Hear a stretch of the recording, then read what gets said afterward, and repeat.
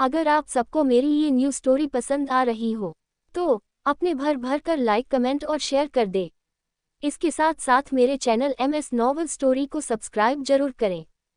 Episode 37 to 41। वही अद्विक का भी ऐसा ही कुछ हाल था। रेड कलर के स्लीवलेस गाउन में आकृति बहुत ही ज्यादा खूबसूरत लग रही थी। ये कलर उसके ऊपर बहुत खिल रहा था। उसने होठों पर मैचिंग लिपस्टिक लगा रखी थी। गले में सिर्फ मंगलसूत्र और हाथों में उसने डायमंड ब्रेसलेट पहन रखा था जो कि उसे उसके भाई ने दिया था। अद्विक तो बस आकृति की खूबसूरत चेहरे को निहारे जा रहा था। वह जितना आकृति के चेहरे को देखता उतना ही उसके दिल की धड़कनें बढ़ते जाती। कुछ देर बाद अद्विक खुद को संभाला और अपने एक हाथ को आकृति की तरफ बढ़ाते हुए प्यार से बोला, चले वाइफी। आकृति कुछ सेकंड टाइम अद्विक के हाथों की तरफ देखती रही और उसे धीरे से अपने हाथ को उसके हाथ पर रख दिया। फिर दोनों ही साथ में सीढ़ियों से उतरते हुए नीचे आए। वही हाल में दादाजी, विजय जी और सुनैना जी बैठे हुए थे। उन तीनों लोगों की नजरें आकृति और अद्विक पर गई तो दादाजी और विजय जी तो खुश हो गए कि चलो आज अद्विक आकृति को अपने साथ पार्टी में लेकर जा रहा है। वही सुनैना जी को तो ये सब बर्दाश्त नहीं हो रहा था। वो गुस्से से आकृति को घूर रही थी। उन्हें आकृति की खुशी भला कैसे बर्दाश्त हो सकती थी। वो तो शुरू से ही आकृति को अतिरिक्त से अलग करने की पूरी कोशिश में लगी हुई थी। अद्विक एक नज़र अपने दादाजी और डैड की तरफ देखा और फिर बिना किसी भाव के बोला, हम दोनों पार्टी के लिए जा रहे हैं। शायद आने में लेट हो जाए तो आप सब ज्यादा परेशान मत होइएगा। इतना बोलकर बिना उन लोगों की बातें जवाब सुन अद्विक आकृति को लेकर वहां से निकल गया। विजय जी और दादाजी तो बस उन दोनों को खुशी से देख रहे थे। वही सुनैना जी के तो सीने पर सांप लौट रहा था। वो तुरंत ही अपने मोबाइल से किसी को मैसेज करने लगी कि अद्विक और आकृति दोनों ही साथ में पार्टी में जा रहे हैं। कुछ देर में वो मैसेज सेंड भी हो गया। मैं भी देखती हूँ आकृति, आखिर कब तक तुम्हारे इन होठों पर मुस्कान बनी रहती है। बहुत जल्द मैं तुम्हें खून के आंसू नहीं रुलाए तो मेरा नाम सुनैना सिंह राठौर नहीं। सुनैना की आकृति के बारे में सोचते हुए मन ही मन बोली और कुछ याद कर उनके होठों पर एक कुटिल मुस्कान बिखर गई। पैलेस से बाहर आते ही अद्विक की कार वहां से आगे बढ़ गई। कार में बैक सीट पर अद्विक और आकृति दोनों बैठे हुए थे। इस वक्त कार में बिल्कुल पेन ड्रॉप साइलेंट थी। जहां अद्विक फोन पर किसी से बातें कर रहा था वही आकृति विंडो के बाहर की तरफ देख रही थी। फोन पर बातें करते हुए अद्विक की तिरछी नजरें आकृति पर गई जो कि बाहर देख रही थी। ठीक है, तुम कल आ रहे हो, अच्छी बात है। आकर अपनी पोजीशन संभालो, अद्विक फोन पर अपने कोल्ड वॉइस में बोला। उसकी नज़र एक जगह जाकर ठहर गई। अभी उसके और आकृति के बीच काफी दूरियां थी। आकृति विंडो से सटकर बैठी हुई थी, वही अद्विक उससे थोड़ी दूरी पर था। अद्विक अपने नीली आंखों से घूर घूर कर उसे खाली स्पेस को देखने लगा। कुछ सोचते हुए वो एक अपने लंबे हाथों को आगे बढ़ाया और आकृति की कमर में हाथ डाल एक झटके में उसे खुद के करीब खींच लिया। आकृति जो कि अभी बाहर की तरफ देखने में बिजी थी, उसे इस बात की बिल्कुल भी उम्मीद नहीं थी कि अद्विक ऐसा कुछ करेगा। वो अचानक से ऐसे अद्विक के पकड़ने पर बुरी तरह से घबरा गई। वो घबराते हुए अपनी लंबी पलकों को उठाकर ऊपर आकृति को ही देख रहा था। उसकी नीली नजरें आकृति के खूबसूरत चेहरे को निहार रहे थे। आकृति कंफ्यूज थी और अभी भी समझ नहीं पा रही थी कि आखिर अद्विक ने ऐसा क्यों किया। अब अगर यहाँ से जरा सा भी हिली तो अद्विक अपनी बात अधूरी छोड़ एक मिस्टीरियस फेस के साथ आकृति के चेहरे की तरफ देखने लगा।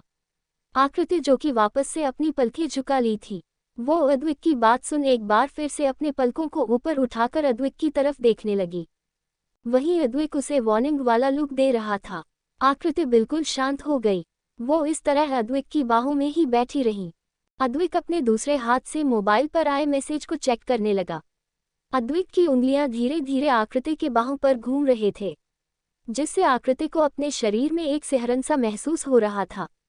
शर्म के कारण उसके गाल भी हल्के हल्के गुलाबी होने लगे थे, पर वो एक इंच भी नहीं मिली। वो चुपचाप उसी तरह बैठी रही। करीब 1 घंटे बाद कार पार्टी वेन्यू के सामने आकर रुकी। ड्राइवर जल्दी से बाहर आया और बैक सीट का डोर ओपन किया।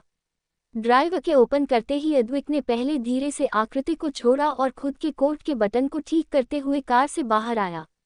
वही आकृति जैसे ही बाहर आने लगी, अद्विक ने अपना एक हाथ को उसकी तरफ बढ़ा दिया। आकृति कुछ सेकंड तक अद्विक के दिए हाथ को देखती रही। और फिर धीरे से अपने कांपती हुई हाथों को अद्विक के हाथ में रख दिया। आकृति धीरे से कार से बाहर आई। फिर वो दोनों साथ में पार्टी वेन्यू के अंदर चले गए। शादी के बाद अद्विक पहली बार आकृति को अपने साथ लेकर बाहर आया था, वो भी ऐसे बिजनेस पार्टी में जहां अब तक किसी को भी ये बात नहीं पता था कि अद्विक मैरिड है। जैसे ही दोनों ने साथ में हॉल में एंट्री ली, सभी की नजरें उन पर ही ठहर गई। वहां पार्टी हॉल में मौजूद सभी लोग अद्विक के साथ एक लड़की को देख हैरान थे। किसी को समझ नहीं आ रहा था कि आखिर अद्विक के साथ जो लड़की है ये है कौन। क्या ये अद्विक की गर्लफ्रेंड है? अगर ऐसा है तो क्या अद्विक सिंह राठौर की बहुत पहले से ही गर्लफ्रेंड थी? और अगर ये लड़की अद्विक सिंह राठौर की गर्लफ्रेंड है तो टीना कौन है? क्योंकि आज तक हमेशा अद्विक टीना के साथ ही पार्टी वगैरह में साथ में गया है, इसलिए आज सभी लोगों के लिए आकृति का अद्विक के साथ देखना बहुत ही अनएक्सपेक्टेड था। सभी अपने कंफ्यूज भरी नजरों से उन दोनों को देख रहे थे। वेलकम मिस्टर राठौर, एक आदमी भागते हुए अद्विक के पास आकर बोला। ये कोई और नहीं अद्विक का बिजनेस पार्टनर ही था।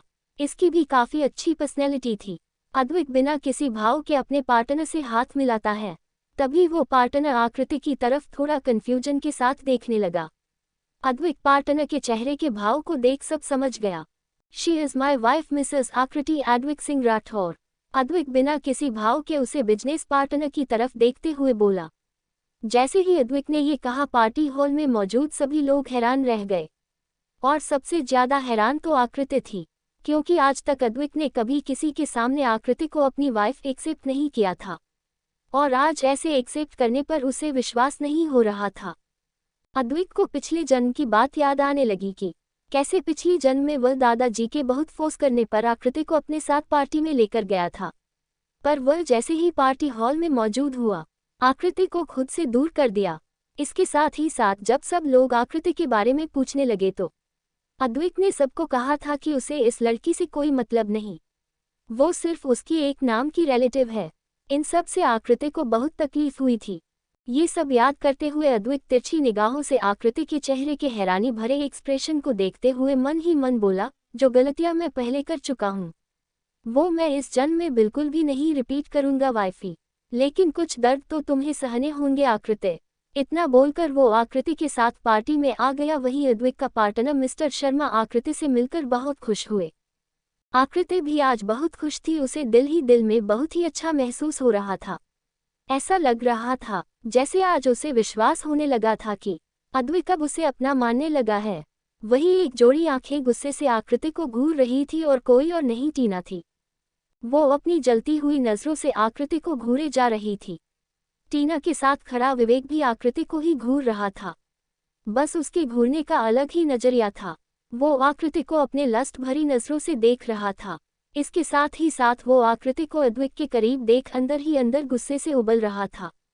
उसे अब लगने लगा था कि कहीं इन दोनों के बीच सब कुछ ठीक तो नहीं हो गया, और अगर ऐसा हो गया तो उसका सारा प्लान फेल हो जाएगा। टीना काफी देर तक विवेक के साथ खड़ी होकर आकृति की तरफ घूर कर देखती रही।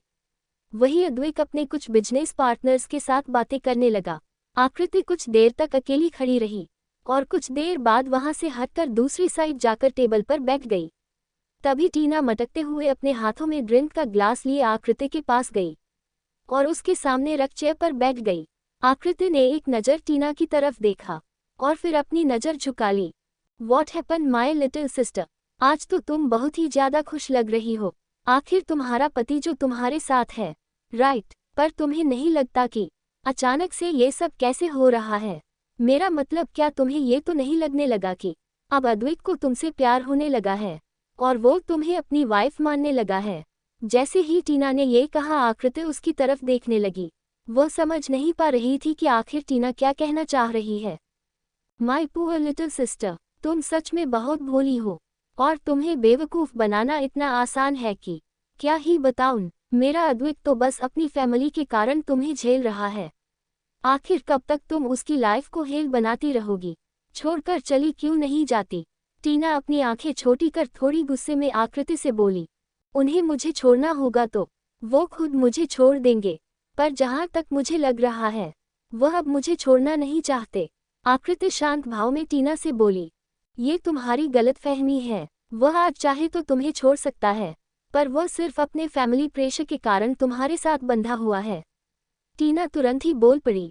टीना की बात सुन आकृति बिल्कुल भी हैरान नहीं हुई। आकृति नॉर्मल वे में टीना से बोली, दी लगता है आपको कुछ ज्यादा ही गलतफहमी हो गई है। ऐसा कुछ भी नहीं है कि वह ये सब फैमिली प्रेशर में कर रहे हैं, यह उनकी खुद की मर्जी है। वेट, कहीं तुम इस गलतफहमी में तो नहीं हो कि अद्वैत तुम्हें चाहने लगा है? टीना की बात पर आकृति कुछ नहीं बोली, वह बस पलकें झुकाए बैठी रही। तभी टीना आगे हंसते हुए बोली, सच में तुम बहुत बेवकूफ हो। वो तुम्हें बिल्कुल भी नहीं चाहता, वह आज भी मेरा ही दीवाना है। अगर तुम कहो तो मैं तुम्हें अभी साबित करके दिखाऊं। टीना की बात का आकृति अभी भी कुछ जवाब नहीं दे रही थी तो टीना आगे बोली, ठीक है, मैं तुम्हें अभी प्रूफ करके दिखाती हूँ, फिर तुम्हें सब पता चल जाएगा कि अद्वैत आज भी मेरा ही दीवाना है। अपनी बात बोलकर टीना वहां से उठी और बड़ी ही अदा के साथ चलते हुए अद्वैत की तरफ बढ़ गई।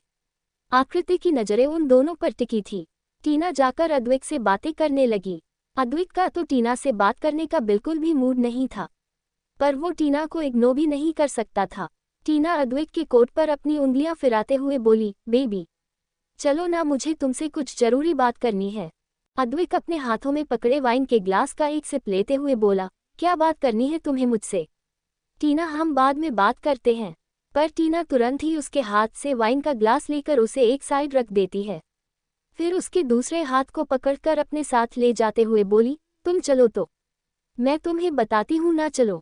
ये कहते हुए टीना अद्वैत को अपने साथ लिए वॉशरूम की तरफ बढ़ गई। आकृति सब कुछ देख रही थी। उसे अद्वैत का इस तरह से टीना के साथ जाना बिल्कुल भी अच्छा नहीं लग रहा था। उसे अचानक से अपने सीने में एक दर्द सा महसूस होने लगा। वह सोचने लगी कि क्या वह उठकर जाकर देखे कि आखिर उन दोनों के बीच में क्या हो रहा है, पर फिर उसकी हिम्मत नहीं हो रही थी। कुछ सेकंड तक वैसे ही बैठे रहने के बाद आकृति खड़ी होती है, उस तरफ जाती है जहां पर टीना अद्वैत को लेकर गई थी। क्या है टीना, तुम मुझे यहाँ क्यों लेकर आई? आखिर बात क्या है टीना? अद्वैत के हाथ को छोड़ टीना पीछे मुड़ी। अद्वैत को अपने बैग की तरफ दिखाते हुए बोली, ये देखो ना, ये मेरी गाउन की जीप खुल गई है, इससे जरा बंद करने में मेरी हेल्प कर दो। अद्वैत को टीना का ये बोलना गुस्सा दिला रहा था। उसे टीना से घिन आ रही थी, क्योंकि अभी उसके बैग पर लव बाइट के निशान बने हुए थे। वह समझ गया था कि यह कोई और नहीं, विवेक के बनाए हुए निशान हैं। उसे खुद से भी घिन आ रही थी कि वो अपने पिछले जन्म में कैसे इस लड़की के साथ इंटीमेट हुआ था। वो बिना कुछ किए वैसे ही चुपचाप खड़ा रहा और अपने हाथों को ऊपर नहीं किया। जब टीना दोबारा बोलने लगी तो अद्वैत उससे बोला, तुम ये खुद से कर लो। ये बोलते हुए वो टीना के हाथ को जीप तक पहुंचा दिया और उसी के हाथों से उसके जीप को बंद करवा दिया। टीना को अद्वैत का ये सब करना अच्छा तो नहीं लगा, पर फिर कुछ सोचते हुए वो अपने होठों पर मुस्कान ले तुरंत अद्वैत की तरफ मुड़ी, फिर अपने दोनों हाथों के घेरे को उसके गले में डाल दिया और अद्वैत के होठों की तरफ बढ़ने लगी। अद्वैत बिना किसी भाव के टीना की सारी हरकतों को देख रहा था। टीना अद्वैत के बिल्कुल होठों के करीब पहुंच गई। अपने सिडक्टिव वॉइस में बोली, बेबी आई वाना किस यू। अद्वैत ने टीना की बात सुन कोई रिएक्ट नहीं किया। तभी टीना तिरछी निगाहों से डोर की तरफ देखने लगी, जहां अभी आकृति खड़ी है, लेकिन अद्वैत इस बात से अनजान था। ये देखकर टीना अद्वैत से और भी ज्यादा चिपक गई और वो जैसे ही अद्वैत के होठों को चूमने वाली थी कि तभी अद्वैत तुरंत उसके होठों पर अपनी उंगली रख देता है। पर अब तक उन दोनों के होंठ बिल्कुल करीब आ चुके थे। उन दोनों के होठों के बीच बस अद्वैत की उंगली का ही फासला था, लेकिन आकृति की तरफ से देखने पर ऐसा लग रहा था कि जैसे वो दोनों एक दूसरे को किस कर रहे हो। ये देख आकृति का दिल पूरी तरह से टूट गया और उसकी आंखों से आंसू गिरने लगे। वो हड़बड़ाते हुए जल्दी से दूसरी तरफ गई और उसके कदम लकदाने लगे। फिर वह आकृति की तो हालात ही खराब हो गई थी। उसे अब यहाँ पर घुटन सी महसूस होने लगी थी। वो अपनी लड़खड़ाते हुए कदमों के साथ तेजी से पार्टी हॉल की तरफ बढ़ गई और फिर वहां से बिना किसी पर ध्यान दिए तुरंत पार्टी हॉल से बाहर निकल आई। बाहर आकर वो रोड पर बेतहाशा चले जा रही थी। उसकी आंखों से लगातार आंसू गिर रहे थे। उसकी आंखों के सामने बार बार वॉशरूम का वही सीन आ रहा था, जिसमें अद्वैत और टीना दोनों ही एक दूसरे को किस कर रहे थे। वो सीन जितना उसे याद आता उतना ही उसके सीने में दर्द महसूस होने लगता और आंखों से आंसू और भी तेजी से गिरने लगते। जितना वो खुद को रोने से रोकती उतना ही उसके आंसू बहते जाते हैं। इस समय उसको समझ नहीं आ रहा था कि वो क्या करे, कहाँ जाए। ऐसा लग रहा था कि जैसे आज उसकी पूरी दुनिया उजड़ गई है। उसे अद्विक के साथ इन कुछ दिनों में बहुत अच्छा महसूस होने लगा था। अद्विक का उसकी केयर करना, ये कहना कि वो सिर्फ उसका है, ये सब कुछ उसके कानों में गूंजने लगा था। अब उसे लगने लगा कि अद्विक ने जो वो सब उसके साथ टाइम स्पेंड किया था और उस बीच उसने जो जो बातें कही थी वो सब कुछ एक दिखावा था। उसके मन में तो अभी भी टीना बसी हुई है। आकृति को ये महसूस हो रहा था कि अद्विक सिर्फ उसके साथ एक ड्रामा कर रहा था। उसे फिर टीना की कही हुई बातें याद आने लगी, जो अभी पार्टी में टीना ने उससे कही थी कि अद्विक उसके साथ नहीं रहना चाहता, वो सिर्फ अपनी फैमिली प्रेशर के कारण उसके साथ रह रहा है। ये सब कुछ याद करते हुए टीना और भी ज्यादा दुखी होने लगी और वो रोड पर चले जा रही थी। उसे कोई भी होश नहीं था कि वह कहाँ जा रही है। अचानक ही वहाँ का मौसम बदलने लगा, हवाएं तेज तेज चलने लगी और एक तेज बिजली की कड़क के साथ तेजी से बारिशों होने लगी। पर आकृति को उसे बारिश से भी कोई फर्क नहीं पड़ रहा था। वह बारिश में भी बस चले ही जा रही थी। बारिश की बूंदें उसे भिगो रही थी और उसकी आंखों से बहते आंसू बारिश की बूंद में कहीं गुम हो गए थे। उसकी हालत बहुत खराब हो गई। आकृति एक सुनसान सड़क पर थी। अचानक वहां पर कुछ गुंडे आ गए। वह सब आकृति को ऊपर से लेकर नीचे तक देख रहे थे। गुंडे आकृति को गंदी नजरों से देखते हुए कहते हैं, अरे देखो तो, आज आसमान से हुस्न परी उतर आए हैं। क्या फिगर है यार इसका, मन कर रहा है कि इसे खा जाओ। उद्धरण चिन्ह। बारिश में भीगने के कारण उसका गाउन उसकी बॉडी से बिल्कुल चिपक गया था, जिस पर आकृति का बिल्कुल भी ध्यान नहीं गया। वो गुंडे आकृति को ऊपर से नीचे तक देखते हुए बोले, क्या मस्त माल है, सच में बड़ा मजा आने वाला है आज तो।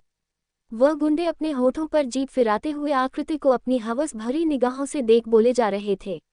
ये बोलकर वह सभी आकृति को चारों तरफ से घेर लेते हैं। वहीं आकृति ने जब उन गुंडों की बातें सुनी तो उसने अपने सामने गुंडों को देखा, जिसे वह अचानक डर गई। वह अपने चारों तरफ देखती है, 4-5 गुंडे उसे चारों तरफ से घिरे हुए थे। ये देखकर आकृति जल्दी से दूसरी तरफ से भागने की कोशिश करने लगी, पर तभी एक गुंडा ने उसकी कलाई पकड़ झटके से उसे खींच लिया। ऐसे तेजी से खींचने पर आकृति की कलाई में बहुत तेज दर्द हुआ। उसके मुंह से एक आह निकल गई। वह अपने आप को छुड़ाने की कोशिश करते हुए बोली, छोड़ो, मुझे छोड़ो, मुझे जाने दो। तुम लोग ऐसे मेरे साथ जबरदस्ती नहीं कर सकते। अगर तुम लोग मेरे साथ कुछ भी करोगे तो तुम लोगों के लिए बिल्कुल भी सही नहीं होगा। ऐसे किसी के साथ जबरदस्ती नहीं करना चाहिए। इतना कहते हुए आकृति के चेहरे पर डर के भाव था, लेकिन फिर भी वह हिम्मत करके बोल देती है, जबरदस्ती कहाँ जाने मन, हम तो तेरे साथ मजे लेने आए हैं। अगर तू मान जाएगी तो फिर हम आराम से करेंगे, वरना नहीं मानी तो। गुंडे अजीब तरह से हंसते हुए आकृति से बोले। अब आकृति को अंदर ही अंदर बहुत ही ज्यादा डर लगने लगा। वह अपने डरती हुई आवाज में बोली, प्लीज प्लीज मुझे जाने दो, मैं तुम लोगों के सामने हाथ जोड़ती हूँ। वह सारे गुंडे आकृति को इस तरह से देख तेज तेज हंसने लगे। वह सभी बोलने लगे, हमें नहीं पता था कि हम जिसे आज मर्डर करने आ रहे हैं वह इतनी खूबसूरत होगी। तू तो किसी के खिली हुई कली की तरह लग रही है। तुझे मसलने में हमें बहुत मजा आने वाला है। वह सारे गुंडे आकृति की तरफ देख एक मक्कारी हंसी हंसने लगे। आकृति ने जैसे ये सुना कि यह सब उसे मारने के लिए आए हैं तो वह बिल्कुल हैरान रह गई। उसे समझ नहीं आया कि आखिर किसने उसे मारने के लिए इन गुंडों को भेजा है। आकृति हैरानी से कहती है, मारने? किसने किसने तुम्हें मुझे मारने के लिए भेजा है? बताओ मुझे कौन मारना चाहता है? आकृति गुंडों की तरफ देखकर बोली। पर वह गुंडे हंसते हुए बोले, तुझे क्या लगता है हम बेवकूफ़ हैं जो तुझे ऐसे ही बता देंगे? पर हाँ, जब तेरी आंखें निकालने लगेगी तब हम तुझे बता देंगे कि हमें किसने बोला है तुम्हें मारने के लिए। आकृति समझ गई थी कि ये गुंडे नहीं बताने वाले, पर वह समझ नहीं पा रही थी कि आखिर कौन है उसका दुश्मन जो उसे मारना चाहता है। वह सोच ही रही थी कि तभी पांचों गुंडे उसके बिल्कुल करीब आ गए। ये देखकर आकृति की हालत खराब हो गई। गुंडे उसे यहाँ वहाँ टच करने लगे। आकृति बार बार खुद को छुड़ा रही थी। आकृति ने डर के कारण भाग जाना चाह रही थी, पर उन गुंडों की चंगुल से बचना पॉसिबल नहीं था। वह सभी किसी हैवान की तरह दिखाई दे रहे थे। उसे पता चल चुका था कि आज उसके साथ एक बहुत बड़ा दर्दनाक हादसा होने वाला है। जिसके लिए वह कभी सोच भी नहीं सकती थी। वह अंदर तक बुरी तरह से डर चुकी थी और इस डर के कारण वो और भी तेज तेज रोने लगी। अभी भी बारिश काफी तेज हो रही थी और ठंडी ठंडी हवाएं भी चल रही थी, मानो मौसम भी किसी बड़े हादसे की चेतावनी दे रहा हूँ। वह चिल्लाते हुए बोली, कोई है, प्लीज हेल्प मी, प्लीज। पर आकृति सुनसान जगह पर थी जहाँ से अभी कोई गाड़ियां नहीं गुजर रही थी। आकृति की आंखों से और भी तेजी से आंसू गिरने लगे। उसे लगा कि अब वह शायद नहीं बचने वाली। उन गुंडों में से एक गुंडा आगे बढ़ा और आकृति के हाथों को पकड़कर कस के पीछे की तरफ की और जबरदस्ती उसे किस करने की कोशिश करने लगा। आकृति बार बार अपने चेहरे को इधर उधर घूमते हुए रोए जा रही थी और खुद को बचाने के लिए छटपटा रही थी। अचानक ही वहां पर एक कार का हॉर्न की तेज आवाज गूंजने लगी। वह गुंडे जो कि अभी सड़क के किनारे थे उस कार के हॉर्न की आवाज सुन गुस्से से चिल्लाते हुए बोले, कौन है बे, चल जा यहाँ से जल्दी। पर वह कार वहां से नहीं हिली और लगातार हॉर्न दे रहा था। ये देखकर उन गुंडों का गुस्सा बढ़ गया। वह सभी उसे कार की तरह बढ़े और एक गुंडा वहीं पर आकृति को पकड़े हुए था। आकृति अब तक सड़क पर घुटनों के बल बैठी हुई रोए जा रही थी। क्या बात है, यहाँ पर क्या कोई शूटिंग हो रही है? अगर ऐसा है तो भाई मुझे तो शूटिंग देखने का बहुत मन था। उसे कार में से एक लड़का बड़े ही स्टाइल से बाहर निकाला और उन गुंडों की तरफ देखते हुए बोला। वह लड़का देखने में काफी हैंडसम था। लंबी चौड़ी पर्सनैलिटी वाला वह लड़का काफी अट्रैक्टिव लग रहा था। वह अपनी भूरी आंखों से बड़ी गौर से सभी गुंडों को देख रहा था।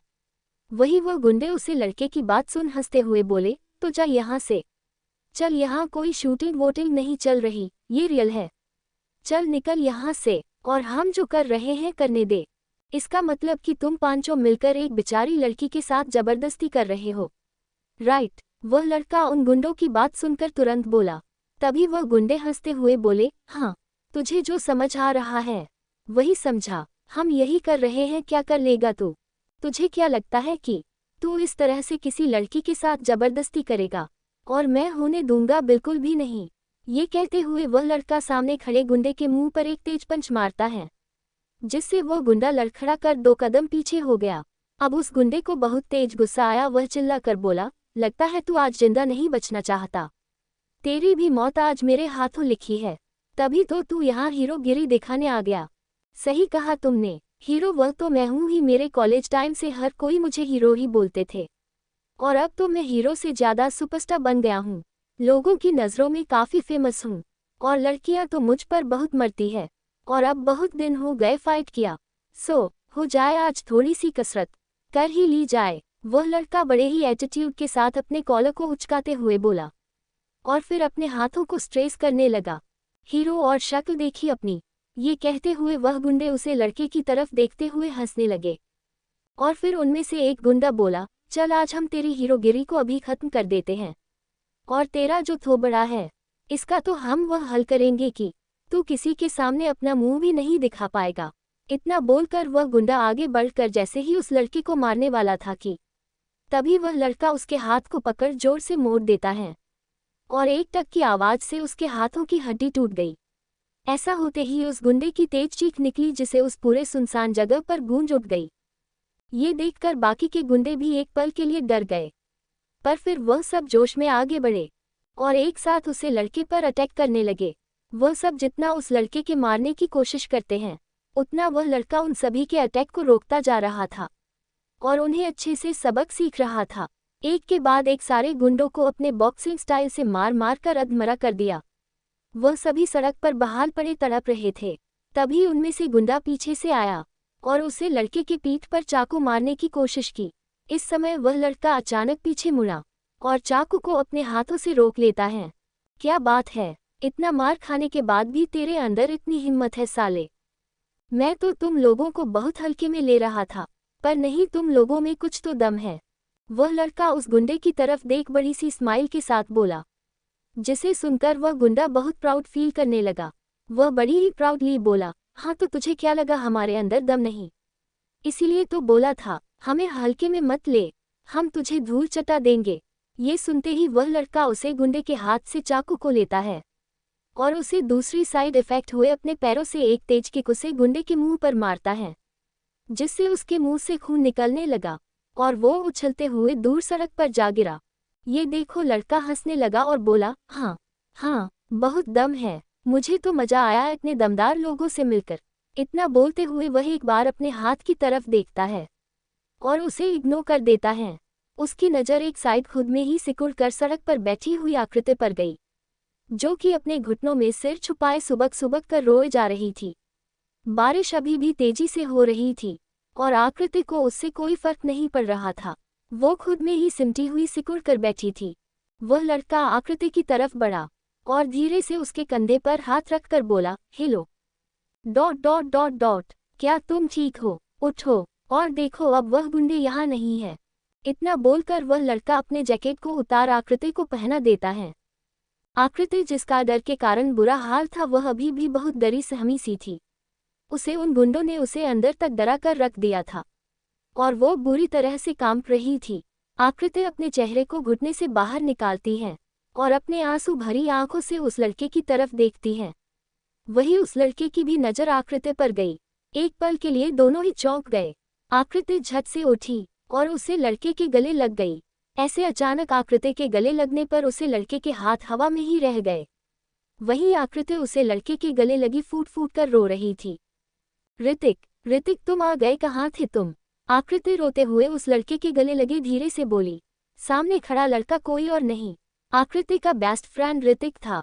दोनों हमेशा साथ में रहते थे और हंसते खेलते। फिर ऋतिक को एक दिन अपनी स्टडी के लिए फॉरेन चला गया था और अभी 2 दिन पहले ही वह वापस आया है। वह भी आकृति से मिलना चाहता था। वही आकृति बारिश में भीगने के कारण वह भी अब बुरी तरह से कांपने लगी थी। आकृति के मुंह से अपना नाम सुनते ही ऋतिक तुरंत अपने हाथों से आकृति को पकड़ लेता है। ऋतिक के ऐसा करते ही आकृति और भी तेजी से फूट फूट कर रोने लगी और यह बात ऋतिक को बर्दाश्त नहीं हो रही थी। कुछ सेकंड तक दोनों ऐसे ही एक दूसरे के गले लगे रहे। आकृति लगातार बस रोए जा रही थी और जब आकृति चुप नहीं हुई तो ऋतिक धीरे से उसे कुछ अलग किया और उसके चेहरे को पकड़ कर बोला, ये सब क्या है? आकृति, तुम यहाँ और इस हाल में, आखिर बात क्या है? आकृति, पार्टी हॉल में अद्वैत जब वॉशरूम से बाहर पार्टी हॉल में आया तो वो अपनी नज़रों को चारों तरफ घुमाते हुए आकृति को ढूंढने लगा। उसी समय एक बिजनेस पार्टनर आकर उससे बातें करने लगा, पर अद्वैत बेचैनी से आकृति को ढूंढ रहा था, लेकिन आकृति उसे वहां कहीं नहीं दिखी। टीना भी अद्वैत के साथ थी और उसे पकड़कर बोली, क्या हुआ बेबी, किसे ढूंढ रहे हो? क्या तुम आकृति को ढूंढ रहे हो? हाँ, वो कहीं दिख क्यों नहीं रही है? उसे तो यही पार्टी हॉल में ही होना चाहिए था। अद्वैत थोड़ा परेशानी से इधर उधर अपने नजरें घुमाते हुए बोला। टीना को अद्वैत का इस तरह से आकृति के लिए परेशान होना बिल्कुल भी अच्छा नहीं लग रहा था। उसे आकृति पर बहुत ही ज्यादा गुस्सा आ रहा था, पर वो अद्वैत के सामने अच्छी बनते हुए बोली, मेरी बहन शायद किसी काम से गई हो या फिर यही कहीं पार्टी हॉल में होगी, तुम्हें दिख नहीं रही होगी। अरे पर कहाँ, मैंने तो सब जगह देख लिया, पर मुझे आकृति कहीं नहीं दिख रही है। कहीं उसके साथ कुछ हुआ तो नहीं? अद्वैत बेचैनी से टीना की तरफ बिना देखे बोला। अब तो टीना का गुस्सा और भी बढ़ गया। वो थोड़े गुस्से से अद्वैत से बोली, तुम उसके लिए इतना परेशान क्यों हो रहे हो? होगी कहीं पर या फिर चली गई होगी वापस। तुम्हें उससे क्या, कौन सा तुम्हें उससे कुछ लेना देना है? तुम तो उसे अपनी वाइफ भी नहीं मानते, फिर इस तरह से क्यों रिएक्ट कर रहे हो? टीना की बात पर अद्वैत को बहुत तेज गुस्सा आया, पर वो अपना गुस्सा टीना को नहीं दिखा सकता था। वह नॉर्मल वे में टीना से बोला, हाँ, मैं नहीं मानता उसे अपनी वाइफ, और ना ही मुझे कोई उसमें इंटरेस्ट है, पर अभी वो मेरे साथ यहाँ आए हैं और घर के सभी मेंबर जानते हैं कि वो मेरे साथ यहाँ है। अगर उसके साथ कुछ होता है तो सब मुझे ही ब्लेम करेंगे और यह बात मैं सहन नहीं कर सकता। टीना ये सुनकर अपने हाथों की मुट्ठी बना लेती है, क्योंकि उसे हमेशा से ही अद्वैत के घर वालों से बहुत चिढ़ मचती थी। उसका बस चलता तो वो अद्वैत से उसके सारी फैमिली मेंबर को दूर कर देती, और वो ये काम करने में लगी भी हुई थी। पर इतना आसान नहीं था, क्योंकि अद्वैत अपनी फैमिली मेंबर को बहुत मानता था। फैमिली मेंबर को याद करते ही टीना को अदिति का चेहरा याद आने लगा। वो अभी भी अदिति के थप्पड़ को भूली नहीं थी। वो उससे अभी भी बदला लेना चाहती थी। टीना अपने हाथों की मुट्ठी बनाए खड़ी थी। तभी अद्वैत हॉल से बाहर की तरफ निकल गया। ये देख टीना भी तेजी से आगे बढ़ी और उसके हाथ को पकड़ते हुए बोली, अद्वैत बेबी, जाने दो ना, शायद वह घर चली गई होगी। और अगर तुम इस तरह से पार्टी को बीच में छोड़कर जाओगे तो तुम्हारे बिजनेस पार्टनर को अच्छा नहीं लगेगा। पर अद्विक को तो इस वक्त सिर्फ आकृति की चिंता सता रही थी। उसे कोई फर्क नहीं पड़ता कि उसके पार्टनर उसके बारे में क्या सोचते हैं और क्या बातें करते हैं। उसके लिए अगर कोई मायने रखता है तो वो थी सिर्फ उसकी वाइफ आकृति। वो एक नज़र टीना की तरफ देखता है और एक बार अपने हाथ की तरफ जिसे टीना ने पकड़ा था और अपने हाथों को धीरे से टीना की पकड़ से छुड़ाते हुए बोला, मुझे देख लेने दो एक बार, मैं देख लूंगा, तभी मुझे तसल्ली होगी। अपनी बात बोलकर अद्विक तेजी से आगे बढ़ गया। वही टीना गुस्से से लाल चेहरे लिए अद्विक को जाते हुए देख रही थी। कुछ सेकंड तक देखने के बाद वह भी तेजी से अद्विक के पीछे, क्योंकि वो नहीं चाहती थी कि अद्विक और आकृति एक पल भी करीब आए। वही सुनसान सड़क पर सामने खड़ा ऋतिक आकृति की हालत को देखकर उससे सब पूछने लगा, क्योंकि उसे आकृति की ऐसी हालत देखी नहीं जा रही थी। उसने हमेशा से ही आकृति को मुस्कुराते हुए देखा था। कॉलेज टाइम में भी आकृति हमेशा हंसती खेलती रहती थी। वो खुद भी खुश रहती थी और दूसरों को भी खुश रखती थी, लेकिन आज उसे इस तरह रोता देख ऋतिक को बहुत बुरा लग रहा था।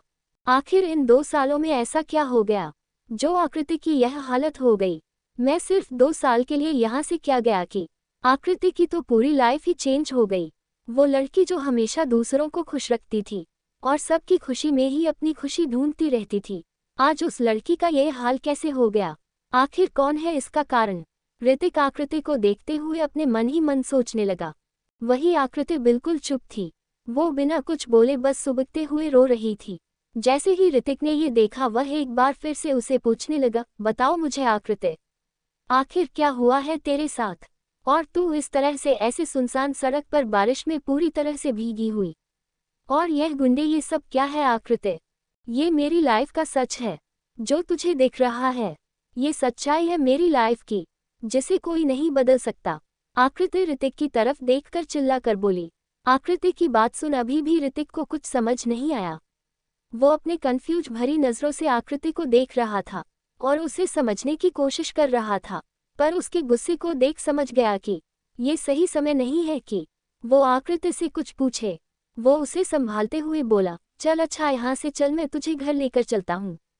अचानक ही आकृति का ध्यान ऋतिक के हाथ पर गया जिसमें से अभी भी ब्लड निकल रहा था। उसके हाथ को पकड़ते हुए आकृति बोली, ऋतिक ये क्या हो गया तुझे, तेरे हाथ में इतनी चोट कैसे लग गई। लगता है उन गुंडों के साथ लड़ते हुए तुझे इतनी चोट लग गई। इतना बोलकर आकृति एक बार फिर से रोने लगी। अरे यार, यह मामूली सी चोट है, ठीक हो जाएगा, तू इतना रो क्यों रही है, और कब से तू इतनी रोने लग गई। मेरी आकृति तो सिर्फ हंसना जानती है। ऋतिक अपने हाथ को आकृति के हाथ से दूर कर उसे छुपाते हुए बोला, पर आकृति उसे गुस्से से घूरने लगी और एक बार फिर से उसे देखकर हाथ को पकड़ लिया और उसके चोट पर धीरे धीरे फूंकने लगी। तू इसे छोटी सी चोट बोल रहा है, तेरा हाथ पूरा कट गया है और तुझे मामूली सी चोट लग रही है। चल अब जल्दी से हॉस्पिटल चल, तुझे ट्रीटमेंट की जरूरत है। आकृति परेशान होते हुए ऋतिक से बोली। ऋतिक आकृति के चेहरे को ही देख रहा था। इन 2 सालों में उसने आकृति को बहुत मिस किया था। बारिश में भीगने के कारण आकृति और भी ज्यादा खूबसूरत लग रही थी। वह कुछ सेकंड तक आकृति के चेहरे को देखता रहा और अचानक से आकृति की आवाज सुन वह अपने सेंस में वापस आया। ऋतिक, तू मेरी बात सुन रहा है या नहीं? तू चल रहा है या तुझे थप्पड़ लगाऊं? आकृति ऋतिक के हाथ को पकड़कर गुस्से से बोली। ऋतिक मुस्कुराते हुए बोला, अच्छा अच्छा चल रहा हूँ। मेरी माँ, इतना गुस्सा क्यों हो रही है? ऋतिक मुस्कुराने लगा और आकृति को साइड हग कर लिया। आकृति अभी भी मुंह फुलाए हुए थी। ऋतिक उसे खुद से बिल्कुल चिपकाते हुए बोला, अब गुस्सा भी मत कर, चल रहा हूँ ना। अभी अपना मुंह ऐसे फूलन देवी की तरह क्यों फूला रही है? ऐसा लग रहा है जैसे दोनों साइड 2 गोलगप्पे भरे पड़े हैं। ये सुन आकृति भी मुस्कुराने लगती है। कुछ ही देर में अद्विक आकृति को ढूंढते हुए वहां आ गया था। अद्विक की नज़र आकृति के साथ खड़े लड़के पर गई जो कि आकृति को खुद से चिपकाए हुए खड़ा था। आकृति भी उसके पास चिपके हुए ही मुस्कुरा रही थी। ये सब देखकर अद्विक की आंखें गुस्से से लाल होने लगी। उसकी नीली आंखें धीरे धीरे लाल होती जा रही थी। वह गुस्से से अपने हाथों की मुट्ठी बना लेता है। अद्विक आकृति के साथ खड़े लड़के को बहुत ही अच्छी तरह से जानता था, क्योंकि पिछले जन्म में यही था जो हमेशा आकृति की केयर करता था। यहाँ तक कि वो अद्विक से आकृति के लिए कई बार लड़ाई भी कर चुका था। और उसने यहाँ तक कहा था कि वो आकृति को छोड़ दे, क्योंकि आकृति को वो अपना बनाना चाहता है, वह आकृति से प्यार करता है। अब अद्विक ऋतिक को देख थोड़ा घबराने लगा कि कहीं आकृति उससे दूर न चली जाए। आकृति का ध्यान अद्विक पर नहीं था, वो अभी भी ऋतिक के साथ ही थी। दोनों साथ में वहीं सामने खड़ी ऋतिक की कार के पास जाते हैं। ऋतिक ने फ्रंट गेट ओपन किया। आकृति उसे देख चुपचाप से कार में बैठ गई। ऋतिक भी दूसरी तरफ से जाकर ड्राइविंग सीट पर बैठ गया। आकृति को ऐसे कार में बैठते देखकर अद्विक जल्दी से आगे बढ़ा और आकृति के पास पहुंचने वाला था कि तभी टीना उसके हाथ को पकड़कर उसे जाने से रोक देती है और इतने में ऋतिक की कार आगे बढ़ जाती है। क्या है टीना, तुमने मुझे क्यों रोका? तुम्हारे रोकने के कारण वो दोनों यहाँ से चले गए। अद्विक टीना की तरफ देख गुस्से से चिल्ला कर बोला। अद्विक को ऐसे इतने गुस्से से देख एक पल के लिए टीना बुरी तरह से डर गई, पर फिर कुछ सोच वह एक हल्की मुस्कान के साथ अद्विक की तरफ देखते हुए बोली, बेबी, मैंने तुम्हें इसलिए रोका क्योंकि मैं नहीं चाहती थी कि तुम वहां जाओ। टीना की बात पर अद्विक उसे घूर घूर कर देखने लगा। तुम्हें शायद नहीं पता, वह दोनों एक दूसरे को कॉलेज टाइम से ही प्यार करते हैं। पूरे कॉलेज में यह बात फैली हुई थी कि आकृति और ऋतिक कपल हैं। टीना अद्विक को खुद की तरफ घूरते देख तुरंत बोली। वही टीना की बात सुनकर अद्विक को और भी ज्यादा गुस्सा आने लगा। देखो, मैं तो कहूंगी कि तुम इसमें बिल्कुल भी रोक टोक मत करो। आखिर तुम्हें भी तो आकृति को डाइवोर्स देना ही है, और फिर डाइवोर्स के बाद आकृति को कोई तो ऐसा चाहिए जो उसे संभाल ले, तो वो ऋतिक के अलावा और कोई हो ही नहीं सकता। वह दोनों तो एक दूसरे को पहले से ही जानते हैं और एक दूसरे को समझते भी हैं, और जैसा कि अभी हम दोनों ने देखा, इससे साफ पता चल रहा है कि वो दोनों अभी भी एक दूसरे से बहुत प्यार करते हैं। टीना की कही एक एक बातें अद्विक के कानों में किसी गरम तेल की तरह काम कर रहे थे। हर सेकंड के साथ अद्विक का गुस्सा और भी बढ़ते जा रहा था। वह एक झटके में टीना के हाथ को खुद से छुड़ाता है और तेजी से दूसरी तरफ बढ़ गया। टीना अद्विक को इस तरह गुस्से में जाते हुए देखती रही। फिर वो एक कुटिल मुस्कान के साथ बोले, वो मुझे तो पता ही नहीं था कि यहाँ कुछ और ही चल रहा है। मैंने तो सिर्फ उन गुंडों को आकृति को अपने रास्ते से हटाने के लिए भेजा था, पर मुझे नहीं पता था कि आकृति खुद ही खुशी खुशी मेरे रास्ते से हट जाएगी। अब आकृति, तुम चाहे कुछ भी कर लो, अद्विक कभी भी तुम्हारे पास नहीं आएगा। वो अब तुमसे बहुत ही ज्यादा गुस्सा है और यह गुस्सा जल्द ही नफरत में बदल जाएगा। इतना बोलकर टीना तेज तेज हंसने लगी। वो किसी पागल की तरह हंसे जा रही थी। उसकी हंसी उस सुनसान जगह पर चारों तरफ गूंज रही थी। उसी समय टीना का मोबाइल बजा। टीना अपने पसमे से मोबाइल निकाली तो उस पर फ्लैश हो रहे नंबर को देख तुरंत कॉल पिक की। दूसरी तरफ से उन गुंडों में से गुंडे की आवाज टीना के कानों में पड़ी। मैडम, हमने तो उस लड़की को मारने की पूरी कोशिश की थी, लेकिन एक लड़का वहां जाकर उसे बचा लिया और हम उसे मार नहीं पाए। आपने हमें पहले क्यों नहीं बताया था कि कोई उस लड़की को बचाने के लिए भी आ सकता है? वह गुंडा टीना के कॉल पिक करते ही तुरंत बोला, तुम सब के सब यूजलेस हो, किसी काम के नहीं हो। एक काम बोला था मैंने, वह भी तुम सब नहीं कर सके। अब तुम लोगों को एक पैसा नहीं मिलेगा। फोन रखो और आज के बाद मुझे भूलकर भी कॉल मत करना। टीना गुस्से से उन गुंडों की आवाज सुनकर फोन पर बोली और तुरंत कॉल कट कर दी। अब मुझे कुछ भी करने की जरूरत नहीं है, क्योंकि मेरा काम तो ऐसे ही मेरे प्यारी सिस्टर ने आसान कर दिया है। अद्विक के मन में जो मेरी प्यारी सिस्टर के लिए फीलिंग जग रही थी, उसे तो मैं अब बिल्कुल भी उभरने नहीं दूंगी। मैं अब उन दोनों के बीच ऐसी दीवार खड़ी कर दूंगी कि वह दोनों कभी भी एक दूसरे से नहीं मिल पाएंगे। अद्विक के मन में आकृति के लिए मैं इतनी नफरत भर दूंगी कि अद्विक कभी भी आकृति के पास जाने के बारे में सोचेगा तक नहीं, क्योंकि अद्विक सिर्फ मेरा है। अगर उसे किसी के प्यार में पड़ना है तो वह सिर्फ मैं हूँ, उसे मेरे ही आगे पीछे घूमना है। अब तुम देखना अद्विक, कैसे मैं तुम्हें अपनी उंगलियों पे नचाती हूँ। इतना बोलकर एक बार फिर से टीना तेज तेज शैतानी हंसी हंसने लगी। वही अद्विक तेजी से आगे बढ़ा और वापस पार्टी हॉल में जाने के बजाय अपने कार की तरफ बढ़ गया। वह तुरंत कार का डोर ओपन कर ड्राइविंग सीट पर बैठा और तेजी से कार को वहां से लेकर आगे बढ़ गया। इस वक्त वह बहुत ही ज्यादा गुस्से में था। गुस्से के कारण उसका चेहरा सख्त हो गया था, हाथों की नसें उभर आई थी। गुस्से के कारण उसकी सांसें भी तेज हो गई थी। उसके आंखों के सामने बार बार बस ऋतिक और आकृति का एक दूसरे के करीब होना यही आ रहा था। उसे इस वक्त हद से ज्यादा गुस्सा आ रहा था। वही अद्वैत को ऐसे जाते देखकर वहां मौजूद उसके गार्ड्स जल्दी से अपने अपने कार में बैठे और उसके कार के पीछे निकल गए। उन सभी को हमेशा से ही अपने बॉस की सिक्योरिटी की बहुत चिंता रहती थी, क्योंकि अद्वैत की बहुत सारे बिजनेस राइवल थे और सभी बस ताक लगाए बैठे रहते थे कि कब उन्हें अद्वैत अकेला मिले और वो सब उस पर अटैक कर सके। इसलिए सारे बॉडीगार्ड हमेशा अद्वैत की सेफ्टी के लिए अलर्ट रहते थे। कार में बैठा अद्वैत बहुत ही स्पीड से कार को चला रहा था। वो अपनी नीली आंखों से घूर घूर कर रोड की तरफ देख रहा था। हर बदलते पल के साथ उसका गुस्सा बढ़ते ही जा रहा था। कुछ सोचते हुए वो अपने पॉकेट से मोबाइल निकलता है और स्टीयरिंग को अपने एक हाथ से पकड़कर दूसरे हाथ से कॉल मिलाने लगा। अभी अद्वैत आकृति को कॉल मिला रहा था, पर दूसरी तरफ से ना जाने अद्वैत ने क्या सुना कि उसे बहुत तेज गुस्सा आया और वो गुस्से से अपने मोबाइल को कार में ही फेंक देता है। No no no, it's not fair, you are mine wifey, तुम सिर्फ मेरी हो आकृति, सिर्फ मेरी। अब स्टोरी में अद्वैत का जुनून वाली मोहब्बत देखने को मिलेगा। इसके साथ साथ टीना दोनों के बीच गलतफहमियों को बढ़ाती जाएगी।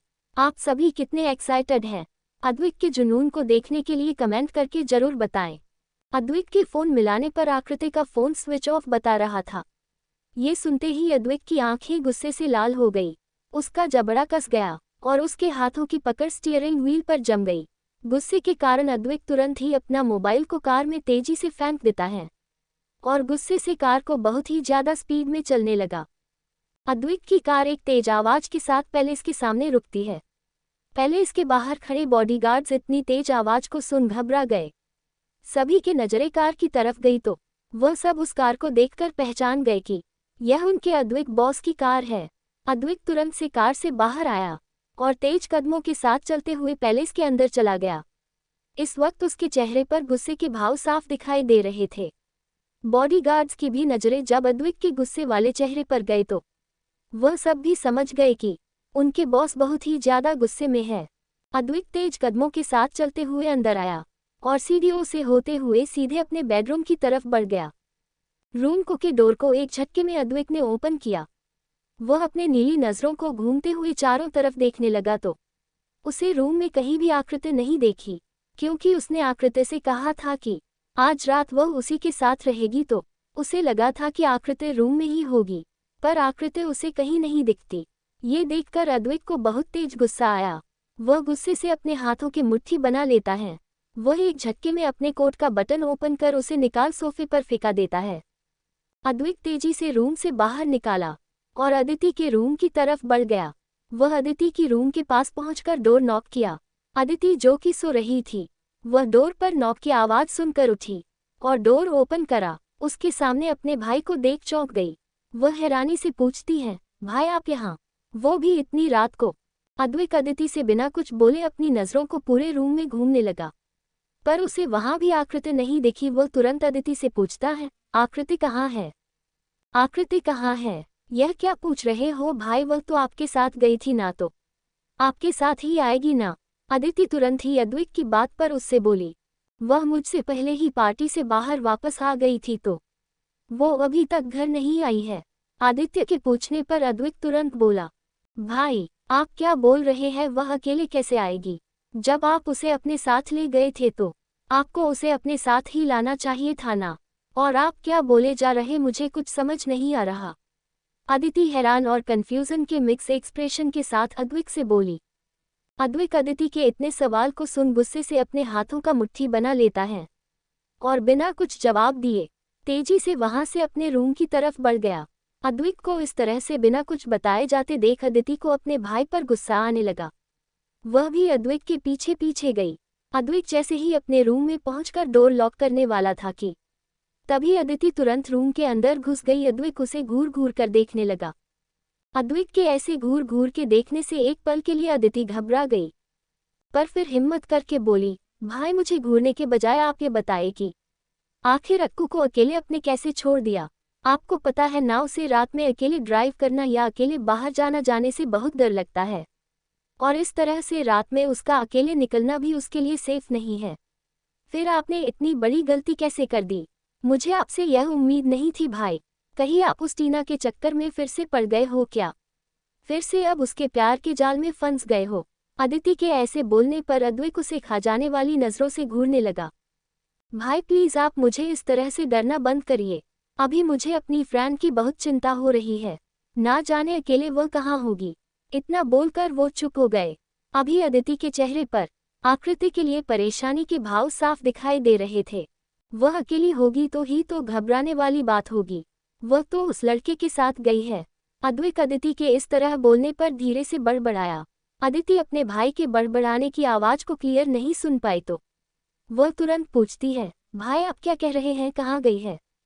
अदिति के पूछने पर अद्वैक कोई जवाब नहीं देता और तुरंत ही अपना मोबाइल ढूंढने लगा। वह अपने पेंट के पॉकेट से मोबाइल निकलता है। उसने देखा फोन पर काफी स्क्रैचेस आ गए थे। उसने गुस्से में मोबाइल को फेंक दिया था, जिस कारण उसका मोबाइल डैमेज हो गया था, पर अभी भी वह थोड़ा बहुत काम करता था। अद्वैक एक बार फिर से आकृति को फोन मिला दिया। वहीं दूसरी तरफ आकृति ऋतिक के साथ एक हॉस्पिटल में थी और ऋतिक के हाथों का पट्टी करवा रही थी। डॉक्टर ने जब ये सुना कि उसके हाथों पर चाकू से कट लगा है तो वह टेटनस का इंजेक्शन लगाने के लिए बोले। जैसे ही ऋतिक ने इंजेक्शन का नाम सुन उसके चेहरे पर डर के भाव आ गए। No no no doctor please, मैं इंजेक्शन नहीं लगाऊंगा। आप मुझे कोई दवा दे दो पर मुझे इंजेक्शन मत लगाओ।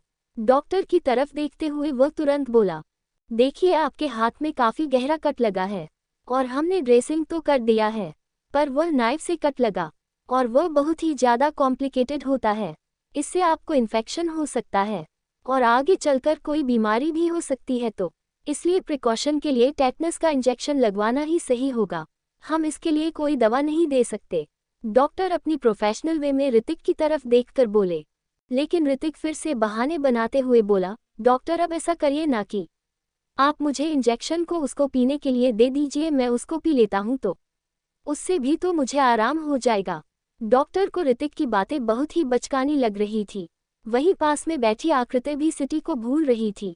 वह उसे घूरते हुए उसके सिर पर चपत लगाकर बोली, पागल लड़के, इंजेक्शन लगाना जरूरी है और यह इंजेक्शन सीधे तुम्हारे नसों में लगेगा, जिससे तुम्हारी बॉडी पर ज़्यादा असर करेगा। समझ में आई बात?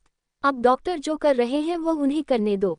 इतना बोलकर आकृति चुप हुई और फिर डॉक्टर की तरफ देखकर बोली, डॉक्टर आप इन्हें इंजेक्शन लगाएं, मैं भी देखती हूँ कैसे इंजेक्शन नहीं लगता। आकृति ऋतिक को घूरते हुए डॉक्टर को से बोली, आकृति तुम मेरी फ्रेंड हो या दुश्मन?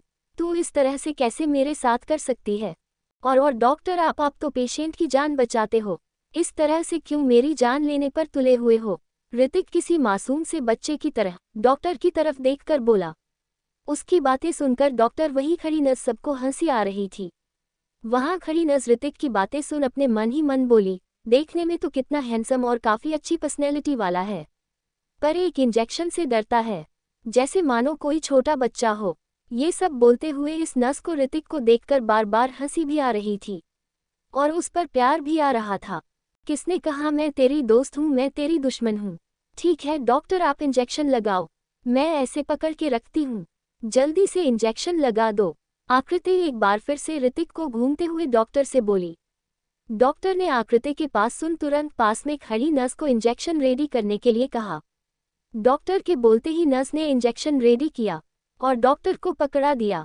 डॉक्टर जैसे ही ऋतिक ने उसे इंजेक्शन को देखा, उसकी तो बिल्कुल ही हवा टाइट हो गई। डर के कारण उसकी आंखें बड़ी बड़ी हो गई थी। वह इंजेक्शन को देखते ही जल्दी से उठकर वहां से भागने लगा। तभी आकृति गुस्से से बोली, जहां हो वहीं रुक जाओ और वापस यहां आओ, वरना तुम जानते हो कि मैं कुछ भी कर सकती हूँ। आकृति कितनी गुस्से भरी आवाज को सुन ऋतिक पीछे मुड़ा और उसकी तरफ रोने जैसा मुंह बनाकर देखने लगा। आकृति उसे घूरकर देखते हुए वापस चेयर पर आकर बैठने का इशारा करती है और ऋतिक बेचारा चुपचाप से मुंह लटकाए वापस चेयर पर आकर बैठ गया। उसकी नज़र एक बार फिर से डॉक्टर के हाथ में पड़े इंजेक्शन पर गए। उस इंजेक्शन को देखकर उसका गला सूख गया था। वह अपने थूक निकलते हुए उस इंजेक्शन की तरफ देखता और एक बार फिर से गिड़गिड़ाते का डॉक्टर से बोला, प्लीज डॉक्टर कुछ तो रहम कीजिए, मुझ मासूम पर क्यों इतने जुल्म कर रहे हो? आप चाहते हो कि इस मासूम की मौत हो जाए? क्या आपको जरा सा भी मुझ पर दया नहीं आता? ऋतिक इस बचकानी बातों को सुनकर आकृति उसे पर बहुत गुस्सा आ रहा था। वह ऋतिक के चेहरे को अपने एक हाथ से पकड़ उसे अपनी तरफ खींचते हुए बोली, मासूम कहाँ से मासूम, मुझे तो तू कहीं से भी मासूम नहीं दिखता। ऋतिक और भी ज्यादा मासूम सा चेहरा बनाकर आकृति की तरफ देखने लगा। अभी आकृति को ऋतिक को देख हंसी आ रही थी, पर वह खुद की हंसी को कंट्रोल किए हुए थी। उसने अपने चेहरे को सीरियस एक्सप्रेशन बनाकर उसे की तरफ देखते हुए कहा, तुम मेरी तरफ देखते रहो। अगर जरा सा भी तुम यहाँ से भागने की या कोई चालाकी करने की कोशिश किया तो तुम सोच नहीं सकते मैं तुम्हारे साथ क्या करूँगी। अपनी बात बोलकर आकृति अपनी तिरछी निगाहों से डॉक्टर की तरफ देखकर इंजेक्शन लगाने का इशारा कर देती है, जिसे डॉक्टर समझ हल्का मुस्कुरा दिए। यार आकृति, तू क्या मेरी दुश्मन बनी पड़नी है? 2 सालों में तो बहुत बदल गई है। अब तुम मुझे अपना दोस्त नहीं मानते तो कब से इतनी हार्टलेस हो गई? तू तो कितनी सीधी साधी, मासूम सी, प्यारी सी थी, और अब तो तू इतनी आकृति से बोलते बोलते ही ऋतिक की तेज चीख निकल गई, क्योंकि वह डॉक्टर ने उसे इंजेक्शन लगा दिया था। हो गया, आप तो खामखा इतना डर रहे थे। डॉक्टर इंजेक्शन लगाने के बाद तुरंत बोला। ऋतिक अपनी हाथ को सहलाते हुए बोला, तुम सब के सब बुरे हो। तुम सब मेरी जान लेने पर तुले हुए हो, मैं देख लूंगा सबको। एक इंजेक्शन से तेरी जान जा रही है। क्या बकवास करता है? अपनी यह ओवर एक्टिंग बंद कर दे। ये जो डॉक्टर दवा दे रहे हैं, इसे चुपचाप से खा लेना। आकृति ऋतिक की तरफ दवा का एक पैकेट पढ़ते हुए उसे बोली। फिर डॉक्टर को बिल पे कर आकृति ऋतिक के साथ हॉस्पिटल से बाहर आई।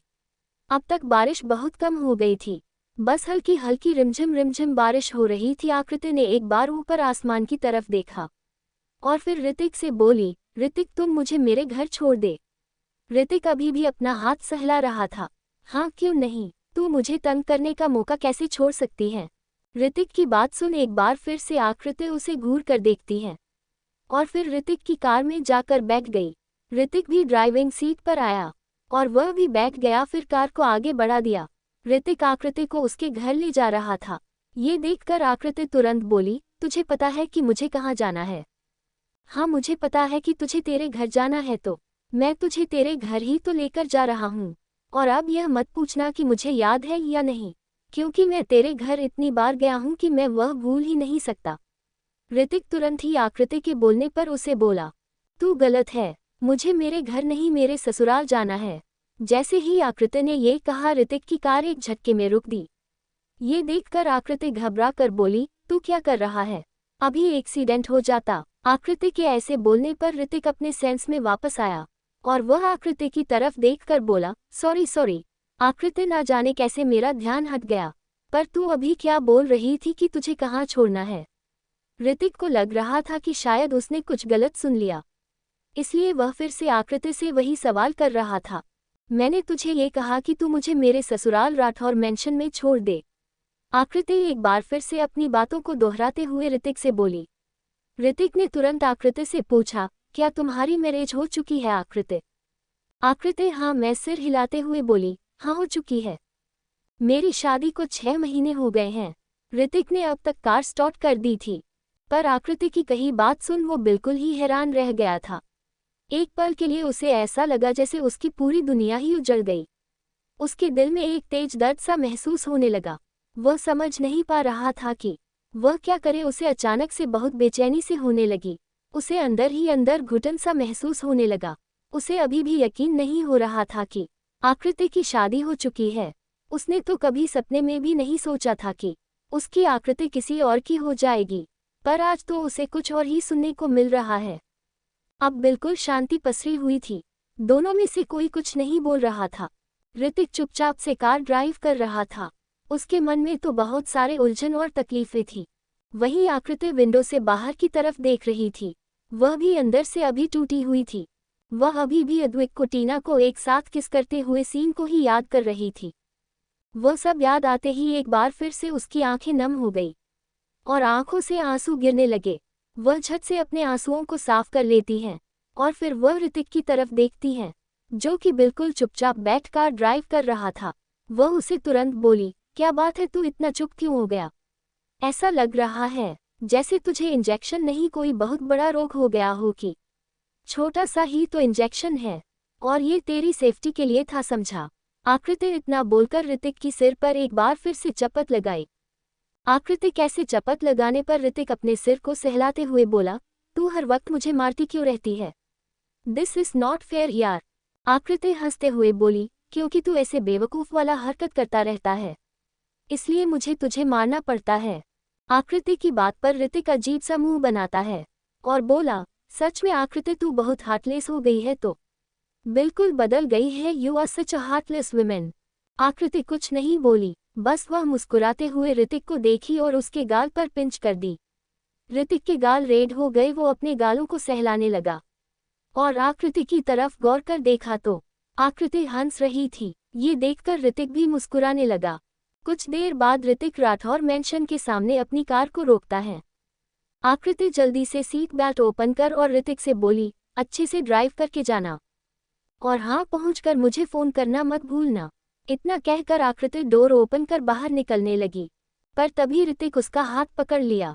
अचानक ऋतिक के हाथ पकड़ने पर आकृति उसकी तरफ देखती है। ऋतिक तुरंत बोला, यार अपना नंबर तो दे दे, तभी तो मैं तुझे कॉल या मैसेज कर पाऊंगा। आकृति ये सुनकर तुरंत अपना फ़ोन नंबर ऋतिक को बता देते हैं। ऋतिक तुरंत ही उसे नंबर पर कॉल करने लगा। ये देखकर आकृति अपने पर्स में से फ़ोन निकाली तो अच्छी तो उसका मोबाइल स्विच ऑफ हो गया था। वह अपने सिर पर फ़ोन से मारते हुए बोली, ओह शिट, ये तो बंद हो गई है। लगता है मैं चार्ज करना भूल गई थी। हाँ, तेरा ये भूलने का आदत अभी तक नहीं गया, यह अभी भी वही है। ऋतिक हंसते हुए आकृति के सिर पर चपत लगाया। आकृति मुंह बनाकर अपने बालों को सहलाए और बोली, गंदे लड़के। इतना कहकर वह भी ऋतिक के हाथ में मार दी। फिर दोनों ही एक दूसरे को देख तेज तेज हंसने लगे। फिर कुछ देर बाद आकृति कार से बाहर आई और ऋतिक उसे बाय करके तुरंत कार को आगे बढ़ा दिया। ऋतिक के जाने के बाद आकृति मुस्कुराते हुए मैंशन के अंदर आ गई। आकृति इस बात से अनजान थी कि किसी की नज़रें घूर घूर कर उन दोनों पर ही टिकी हुई है। किसकी नज़रें आकृति और ऋतिक पर ही टिकी हुई हैं, जानने के लिए सुनना ना भूलें रीबर्थ माय हार्टलेस हस्बैंड। अगर आप सबको मेरी ये न्यू स्टोरी पसंद आ रही हो तो अपने भर भर कर लाइक, कमेंट और शेयर कर दे। इसके साथ साथ मेरे चैनल MS नॉवल स्टोरी को सब्सक्राइब जरूर करें।